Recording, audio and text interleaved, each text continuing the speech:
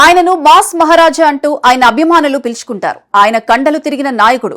తిరగేసి ఎగరేసి కొడతారంటూ సాక్షాత్తు తెలంగాణ ముఖ్యమంత్రే ఎలివేషన్ ఇస్తారు. కానీ ఆ నాయకుడు చేసిన కామెంట్స్ ఇప్పుడు తెలంగాణలో సెన్సేషన్ గా మారాయి. బాధ్యతాయుతమైన పదవిలో ఉన్న ఒక ఎమ్మెల్యే వివాదాస్పద వ్యాఖ్యలతో మాస్ వార్నింగ్ ఇవ్వటం సంచలనంగా మారింది.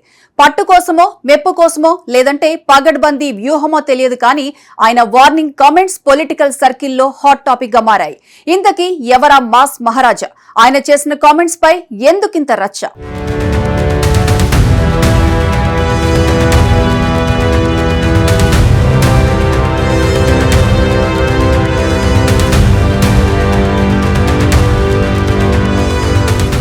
ఆ మాస్ మహారాజా పేరు మక్కన్ సింగ్ రాజ్ ఠాకూర్. ప్రస్తుతం ఆయన రామగుండం ఎమ్మెల్యే, మాజీ శాప్ చైర్మన్ కూడా. కాంగ్రెస్ కార్యకర్తలకు ఎవరైనా అడ్డొస్తే అడ్డంగా నరుకుతా, ఇది ఎమ్మెల్యే రాజ్ స్టేట్మెంట్. ఉమ్మడి ఆంధ్రప్రదేశ్ అసెంబ్లీని హుందాగా నడిపించిన దివంగత స్పీకర్ శ్రీపాదరావు విగ్రహావిష్కరణ సందర్భం అది. అక్కడ ఉన్నది చట్టసభను గౌరవించే మంత్రులు. కానీ సీన్ కట్ చేస్తాయి. రామగుండం ఎమ్మెల్యే రాజ్ ఠాకూర్ సినిమాటిక్ తరహాలో కాంగ్రెస్ కార్యకర్తలకు అడ్డొస్తే అడ్డంగా నరుకుతా అంటూ మాస్ వార్నింగ్ ఇచ్చేశారు. అసెంబ్లీలో సభ్యులందరినీ క్రమశిక్షణతో నడిపించిన శ్రీపాదరావు విగ్రహం సాక్షిగా ఇలా క్రమశిక్షణ తప్పి మాట్లాడటం ఇప్పుడు పెద్ద చర్చకు దారితీస్తుంది. ఒక్క 2 గంటల్లో కుయి అనుకుంటా ఇక్కడ మీ ముగ్గురు నాయకులు ఒక్క క్షణం వస్తాం. ఎవరైనా అడ్డంగా మాట్లాడితే అడ్డంగా నరుకుతాం అనే విషయం చెప్తాను.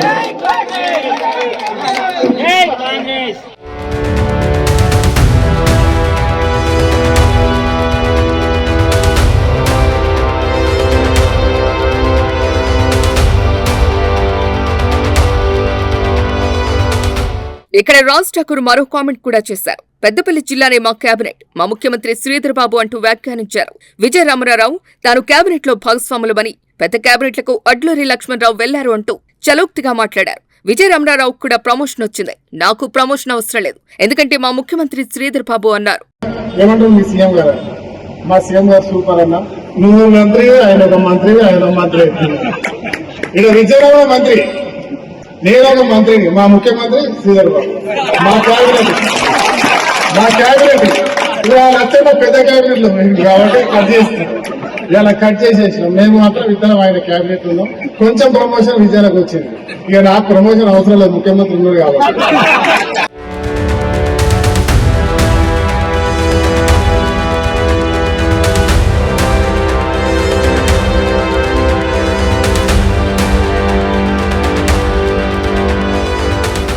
రాజ్ ఠాకూర్ చేసిన ఈ ఘాటు వ్యాఖ్యల వెనుక బలమైన కారణాలు ఉన్నాయని పొలిటికల్ సర్కిల్స్ లో గుసగుసలు వినిపిస్తున్నాయి. బీఆర్ఎస్ మాజీ ఎమ్మెల్యే పుట్టా మధు టార్గెట్ గానే ఈ వ్యాఖ్యలు చేసినట్టుగా చర్చ సాగుతోంది.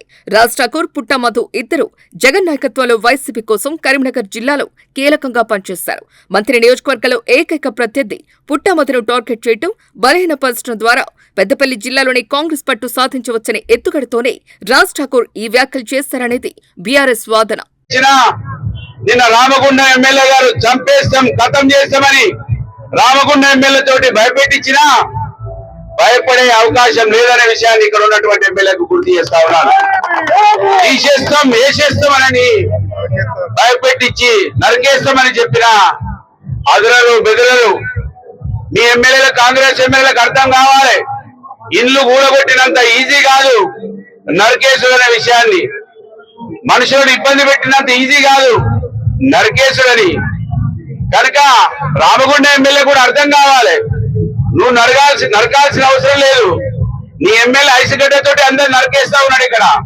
ఇక్కడ ఐసుగడ్డ ఎమ్మెల్యే ఉండగా నువ్వెందుకు గట్టిగా ఆగమవుతున్నావో రామగుండం ఎమ్మెల్యే ఆలోచించుకోవాలి.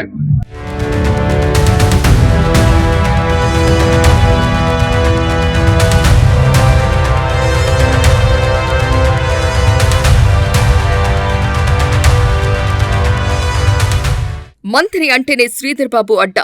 అక్కడ ఆయనకు ప్రధాన రాజకీయ శత్రువు పుట్టా మధు. ఇప్పుడు రాజ్ ఠాకూర్ మంత్రి వేదికగా మధును టార్గెట్ చేయటం వెనక మంత్రి శ్రీధర్ బాబు దృష్టిలో మార్కులు కొట్టేయాలి అన్న బలమైన స్కెచ్ ఉందని జనం చర్చించుకుంటున్నారు. మీ శత్రువు నా శత్రువు, మీకోసమే స్టేట్మెంట్ అంటూ మంత్రికి తాను అత్యంత నమ్మకస్తుని అని నిరూపించుకోవాలి అన్నది రాజ్ ఠాకూర్ ఆలోచనగా కనిపిస్తోంది అనేది విశ్లేషకుల అభిప్రాయం. శ్రీధర్ బాబు లాంటి బలమైన నాయకుడి ప్రక్కన ఉండి ఇలాంటి మాస్ వార్నింగ్లు ఇవ్వటం ద్వారా పార్టీలో తనకంటూ ప్రత్యేకమైన అగ్రెసివ్ ఇమేజ్ తెచ్చుకోవాలని ఆయన చూస్తున్నారని లోకల్ టాక్. అయితే మంత్రి శ్రీధర్ బాబు మాత్రం రాజ్ ఠాకూర్ ను వెనకేసుకొచ్చే ప్రయత్నం చేశారు. రాజ్ ఠాకూర్ ఎప్పుడు ప్రశాంతంగా ఉంటారని, కాంగ్రెస్ కార్యకర్తల కోసమే ఈ కామెంట్ చేస్తారంటూ వెనకేసుకొచ్చారు. అయితే రాజకీయాల్లో ఇలాంటి వ్యాఖ్యలకు తావులేదని అన్నారు. మా సహచరులు నిన్న రామగుండం శాసనసభ్యులు రాజ్ ఠాకూర్ గారు మరి అక్కడ ఉన్న కొంతమంది కార్యకర్తలను ఇక్కడ చాలా మంది బెదిరిస్తా ఉన్నారని చెప్పిన నేపథ్యంలో దానికి సంబంధించి నేను మాటలు చెప్పడం జరిగింది. కానీ రాజ్ ఠాకూర్ గారి ఆలోచన విధానం కానీ శాంతికి భంగపట్టే కార్యక్రమం చేయొద్దనే ఉంటుంది. కానీ అనేక సందర్భాల్లో భయభ్రాంతులను చేసినప్పుడు పక్కనున్న అక్కడున్న సోదరులు వారి వారి బాధలు చెప్పినప్పుడు వారు జిల్లా కాంగ్రెస్ అధ్యక్షులుగా ఆ విధమైన స్పందన కనబడ్డది. మేము ఎవరు చేసినా ఎవరు ఆ విధమైన ఆలోచనలతో చేసినప్పటికీ దాన్ని ఖచ్చితంగా ఖండిస్తారు.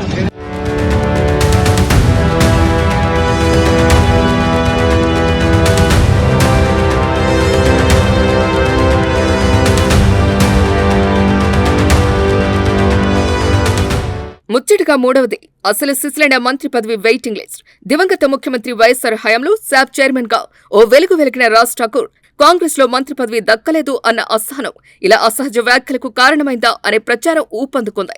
శ్రీపాదరావు ఉమ్మడి ఆంధ్రప్రదేశ్ స్పీకర్ గా ఉన్నప్పుడు ఎంతో మంది సభ్యులకు రాజ్యాంగ విలువలు నేర్పారు. కానీ అదే శ్రీపాదరావు వారసులమని చెప్పుకునే వేదికపై ఉండి రాజ్యాంగంపై ప్రమాణం చేసిన ఓ ఎమ్మెల్యే ఇలాంటి హింసాత్మక వ్యాఖ్యలు చేయటం దేనికి సంకేతం? శాసనసభ నియమావళి ప్రకారం సభ్యులు హుందాగా ఉండాల్సింది పోయి నరికేస్తామంటూ అనటం స్పీకర్ గౌరవాన్ని అలాగే రాజ్యాంగాన్ని అవమానించడమని, ఈ రకమైన భాషను చట్టసభ సభ్యులు వాడటం రాజకీయ దుస్థితి అంటూ మేధావులు పెదవివరిస్తున్నారు. నరుకుతారు అంటే ప్రత్యర్థులు భయపడే రోజులు పోయాయి. ఇలాంటి కామెంట్స్ చేస్తే జనం నవ్వుకునే రోజులొచ్చాయి. రాజకీయాలు గెలవాల్సింది ప్రజల మనసులో, అంతేకాని వివాదాస్పద వ్యాఖ్యలు చేసి ఫేమస్ అయిపోదాం అనుకుంటే వర్కౌట్ అవదని రాజకీయ పరిశీలకులు చెబుతున్నారు.